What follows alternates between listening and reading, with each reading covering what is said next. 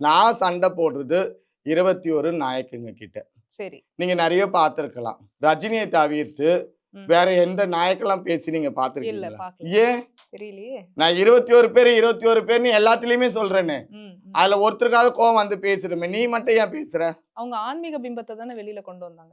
நான் பின்ன பேசுறது ஜமாத்த பத்தி. நீ ஜமாத்த பத்தி தான் பேசணும். ம். ஆன்மீகத்த இதுல வலிக்கணும்னு அவசியம் கிடையாது. நீ ஆன்மீகத்துல இருக்கிறவரு, நீ ஆன்மீகத்தோட போயிட்டு இருக்கணும். ஜமாத்துல நீ வந்து ஒரு தலைவியா உட்காரக்கூடாது. அப்படி உட்காரக்கூடாதா? கூடாது. எப்படி ஏதாவது ஒரு வழித்தனமா நம்ம ஃபாலோ பண்ணிட்டு சரி. போ முடியும். ம், ம். ஆத்துல ஒரு கால், சேத்துல ஒரு கால வச்சுட்டு இருக்க முடியும். புரியுதுங்களா? அப்ப இந்த 21 பேருமே பேசல. நீங்க மட்டும் வரீங்க. நான் குடுக்குற மந்த்ராக்கு பதிலடி. ம். என்கிட்ட எல்லா மீடியாவும் இருக்கு.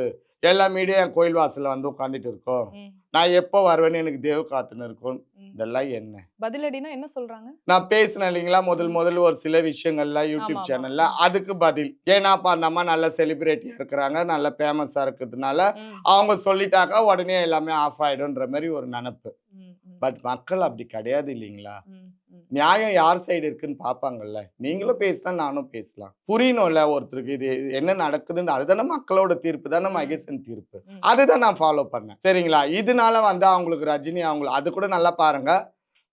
அவங்களும் எனக்கு ஒரு குரு தான். இப்ப 21 தலைவிகளே எனக்கு ஒரு குரு இருக்கிறாங்க இல்லைங்களா? அவங்களுக்கு அவங்க தங்கச்சி மொற. அப்போ எனக்கு வந்து சித்தி மொற. எனக்கு ஒரு குரு ம். தான். சரி. ஆனா, நான் எதிலயுமே ரஜினி நான் வலிக்காதம்போது, நீங்களே ஏன் தேவையில்லாம வர்றீங்க? ஃபர்ஸ்ட் டைம் அவங்க கோயில் வாசல்ல அவங்க வந்து என்னோட ஃபோட்டோலாம் காட்டி பேசுறாங்க. எங்களுக்கு வந்து பணம் குடுத்தாங்க, வாங்குனோம். ஆனா மந்த்ரா சம்பாரிச்சு குடுக்கலையே.